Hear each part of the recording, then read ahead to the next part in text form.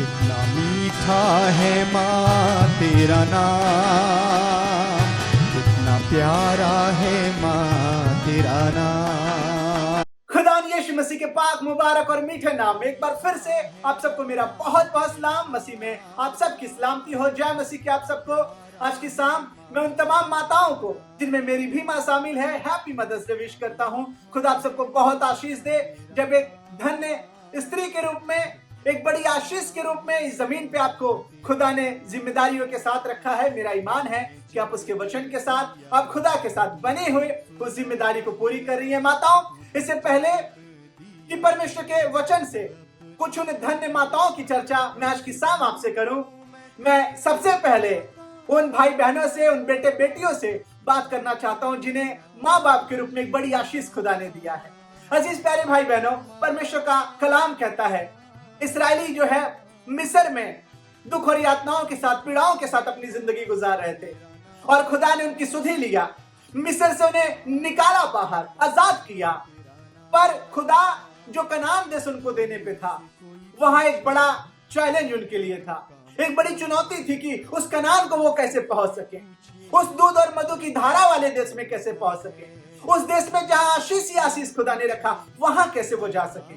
खुदा ने मूसा को नियम और कानून दिए और परमेश्वर का वचन बताता है कि खुदा ने 10 हुक्म मूसा को दिए और कहा इस्राएलियों से कहना कि वो इसको माना करें, इन आज्ञाओं, विधि और नियम पे चल के उस आशीष को, उस देश को जहां मैं उन्हें ले जाने पे हूं, वो पहुंच सके। इसलिए जब निर्गमन उसके 20वें बाब और 12वीं आयत को पढ़ते हैं तो उन 10 हुक्मों में एक ऐसी आज्ञा भी था जिनको इस्राएलियों को मानना था, और वो ये था, तू अपने पिता और अपनी माता का आदर करना, जिससे जो देश तेरा परमेश्वर यहोवा तुझे देने पे है उसमें तू बहुत वर्ष तक रहने पाए। अजीजों, इस्राएली मिस्र से बाहर तो आ गए, निकल तो गए, उस दुख दर्द से बाहर तो आ गए, पर अब कनान को कैसे पहुंचे, एक बड़ा सवाल उनके सामने था। ठीक उसी तरह हम आप जब एक मां दर्द और पीड़ाओं के साथ, दुखों के साथ उस सफर को पूरा करती है और इस जमीन पे एक आशीष को जन्म देती है, उसके सामने भी ये सवाल है कि आजाद तो हो गए, लेकिन उस कनान को, उस हमेशा की जिंदगी को, उस अनंत जीवन को कैसे पा सके। ठीक उसी तरह जिस तरह परमेश्वर ने इस्राएलियों के सामने नियम और कानून दिए थे कि इस पे चलते हुए वो उस कनान देश को जिसे मैंने उनके लिए रखा है वहां पहुंच सकते, वहां जा सकते। ठीक उसी तरह हमारे राब के लिए भी खुदा ने इन नियम और कानूनों को रखा जिसपे हम आप चलते हुए उस अनंत जीवन को पा सकते। और उसी 10 हुक्मों में से एक हुक्म की मैं चर्चा आपके साथ करना चाहता हूं। और अजीज प्यारे भाई बहनों, इस्राएली को इन आज्ञाओं को, इन हुक्मों नियमों को मानना था जिससे वो कनान को पहुंच सके। और हमें आपको भी अगर आशीष पाना है, हमें आपको भी अनंत जीवन पाना है, हमें आपको भी बरकत पाना है, तो परमेश्वर के वचन को मानना पड़ेगा। प्यारे भाई बहनों, बेटे बेटियों, मैं आपसे बात कर रहा हूं। परमेश्वर के वचन को मानना पड़ेगा, आपको अपने माता और पिता की आज्ञा को मानना पड़ेगा। इसमें इफ और एल्स नहीं है, इसमें कंडीशन नहीं दिया गया कि कब तुम मानोगे, कब तुम नहीं मानोगे, कब तुम्हें उनकी आज्ञाओं को जी नहीं। याकूब, परमेश्वर का वचन कहता है कि अपनी मां बाप की आज्ञाओं को मान के एक बड़ी आशीष को पाता है। जब उत्पत्ति उसके 28 बाब को हम आप पढ़ते हैं तो परमेश्वर का वचन कहता है याकूब उस जगह को जाता है जहां उसके मां बाप उसे भेजते हैं और खुदा ने उसके लिए आशीष ही आशीष रखा। वही याकूब बाद में इस्राएल के नाम से जाना गया, जिसे हम आप एक राष्ट्र के रूप में देखने पाते हैं। अजीज प्यारे भाई बहनों, जब हम आप परमेश्वर के वचन पे चलते हैं, यकीन जाने बरकत ही बरकत है उसकी, आशीष ही आशीष है उसकी। और परमेश्वर का वचन कहता है कि तू अपने पिता और अपनी माता का आज्ञा मानना। उसमें कोई कंडीशन, कोई शर्त नहीं दिया है कि जब वो तुझे प्यार करें, जब वो तुझे कुछ दें, जब वो कुछ वो तेरे नाम करें तभी तुझे मानना है। जी नहीं, आपको इन आज्ञाओं के नियमों को मानना है। और तब जाके एक बड़ी आशीष आप पाने वाले हो सकेंगे। और माताओं, अगर आज की शाम मैं आपसे बात करूं तो इस जमीन पे हम आप देखने और सुनने पाते हैं कि तमाम ऐसी भी माताएं हैं जिनके कार्यों को देख के हम आप हैरान हो जाएंगे। अगर दूसरा राजा उसकी 6वीं बाब को पढ़ेंगे तो लिखा हुआ है शमरोन में एक बड़ा अकाल पड़ा, और शमरोन खुदा के लोगों की जगह थी। खुदा को जानने और मानने वाले लोग थे। जैसे आज की दुनिया में तमाम लोग मसीह कहलाते हैं, तमाम लोग परमेश्वर के वचन को मानने वाले हैं, चर्च जाने वाले लोग हैं, लेकिन खुदा का कलाम कहता है कि जब अकाल पड़ा तो अपने बेटे को ही उबाल उबाल के खा रही थी। अपने बेटे को ये घटना रोंगटे खड़े कर देते हैं।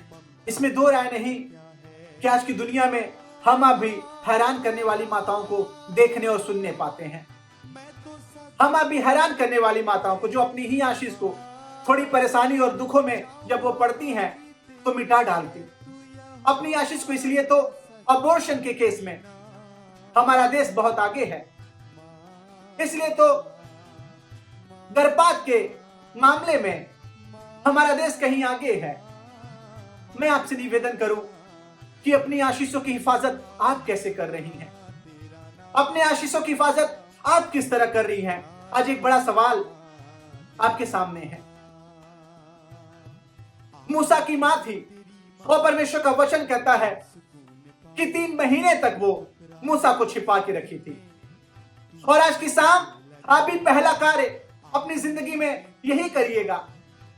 आप अगर चाहती हैं कि आपके बेटे बेटियां आशीष पाए तो आज की शाम आप भी पहला कार्य यही करिएगा कि अपनी आशीष को छिपा के रखिएगा। अपनी आशीष को फिरौन से छिपा के, ये दुनिया फिरौन की मानिंद है। ये दुनिया का जो सरदार शैतान है वो यही चाहता कब पाए और कब फाड़ खाए। और मैं आपसे निवेदन करूं कि छिपा के रखिएगा, जैसे फिरौन से छिपा के रखी थी और एक अच्छी परवरिश उसको दी। एक अच्छी परवरिश थी। मूसा फिरौन में तो फिरौन की बादशाहत में पला और बढ़ा तो जरूर, पर वो ये जानता था कि मैं मिस्री नहीं हूं बल्कि मैं इब्री हूं। मैं मिस्री नहीं हूं बल्कि मैं इब्री हूं। और इसलिए मूसा जब एक मिस्री को, एक इब्री अपने भाई को मारते हुए देखता है तो उसको मार देता, क्योंकि उसकी मां उसे शुरू से बताई थी कि बेटा तू फिरौन की बादशाहत में पल बढ़ तो रहा है पर फिरौन का नहीं है। तू मिस्र में तो है पर मिस्र का नहीं है। और ठीक इसी तरह आपको भी बताने की जरूरत है कि तुम दुनिया में तो हो पर दुनिया के नहीं हो।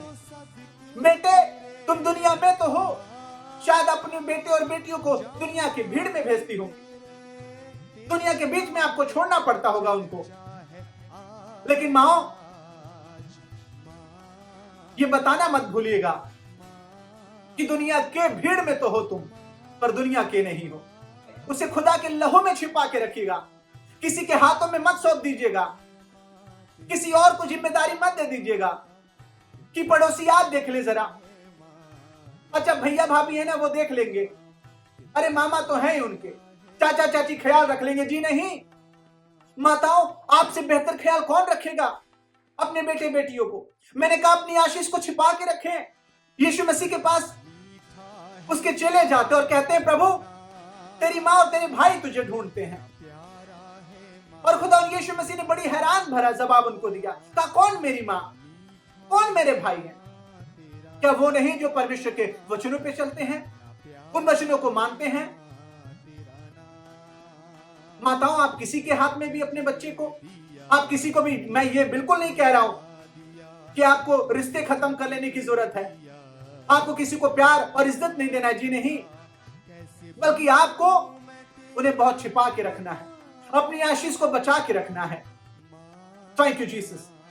इस दुनिया से, इस दुनिया की भीड़ से आपको उनको छिपा के रखना है, खुदा के लहू में उन्हें ढक के रखना है ताकि फिरौन की निगाहें ना पड़े, फिरौन की निगाहें ना पड़े। और माताओं, अपनी आशीष को किसी के पास भी मत छोड़ दीजिए, किसी के हाथों में भी मत दे दीजिए।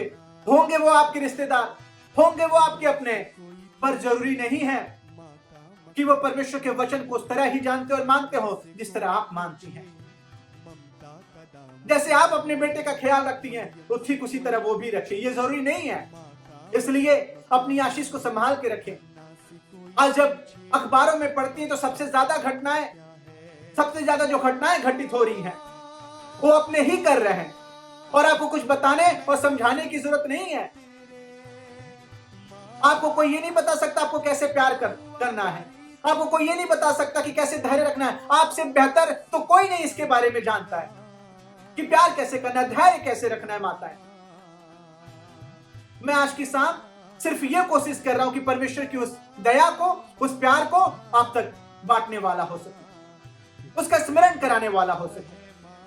मैंने कहा पहला काम आपको उसे छिपा के रखना है, आपको छिपा के उसे रखना है, और दूसरा काम जानते क्या करना है? परमेश्वर को समर्पित करना है।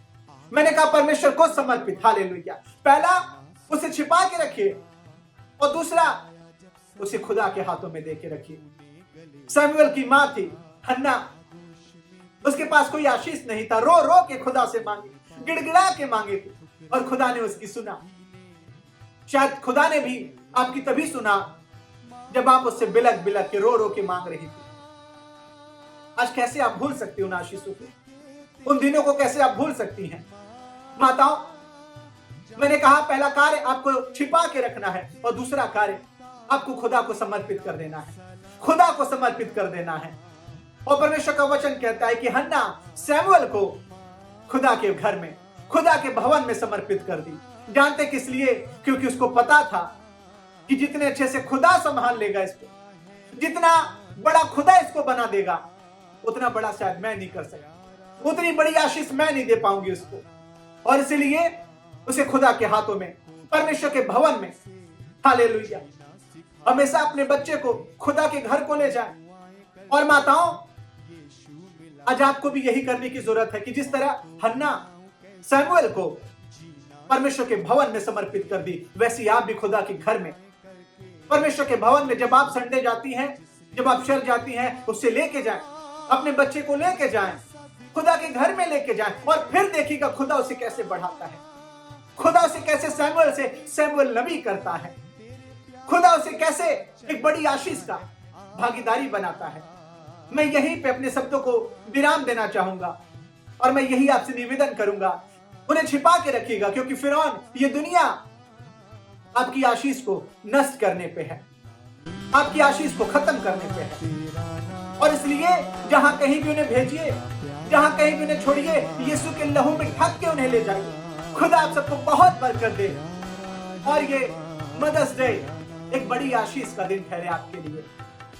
जय मसीह की आप सबको।